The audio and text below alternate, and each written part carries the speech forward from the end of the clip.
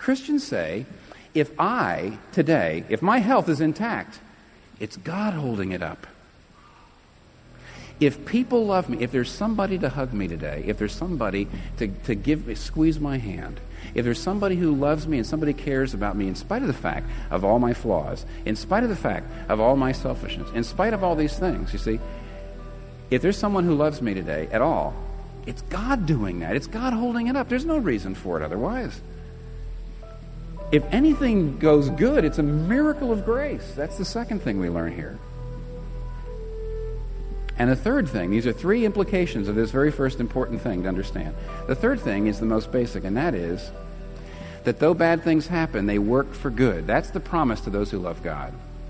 The promise to those who love God is not that you will have better circumstances. No. It doesn't say that better things will happen to you. This also doesn't say that bad things are really good things. Oh, no. But I tell you, I get so much...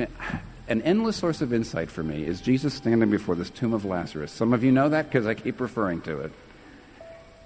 When Jesus was in front of the tomb of Lazarus, he was about to raise Lazarus from the dead. He was not smiling. He was angry and he was weeping. Why? Why didn't Jesus Christ say, they think that this is a tragedy? No harm done. I'm about to raise him from the dead. Won't everybody be excited? This looks like a bad thing. It's not a bad thing. It's really a good thing. It's a way for me to show my glory.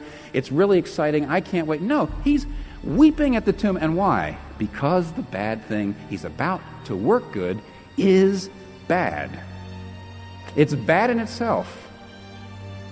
See, this does not give you a saccharine view that says, well, these bad things, they're really blessings in disguise. Behind every cloud has a silver lining. The Bible never says anything like that. These are bad things. They're bad. They are working for good. That means God will give them good effects in your life, but they're bad. Listen, Jesus Christ, being mad at the tomb of Lazarus, proves that he hates death. He hates loneliness. He hates alienation. He hates pain. He hates suffering. He hates it so much that he was willing to come into this world and experience all of it himself so that eventually he could destroy it without destroying us. That's how much he hates it. This is not a saccharine view. The promise is not, if you love God, you will have more good things happen. No. The promise is not, if you love God, that the bad things really aren't bad. They're really good things. No. The promise is that God will take the bad things and he'll work them for good in the totality. It says all things work together for good. Now, you know what this means? This means don't wait a week. It doesn't mean, well, something bad happened.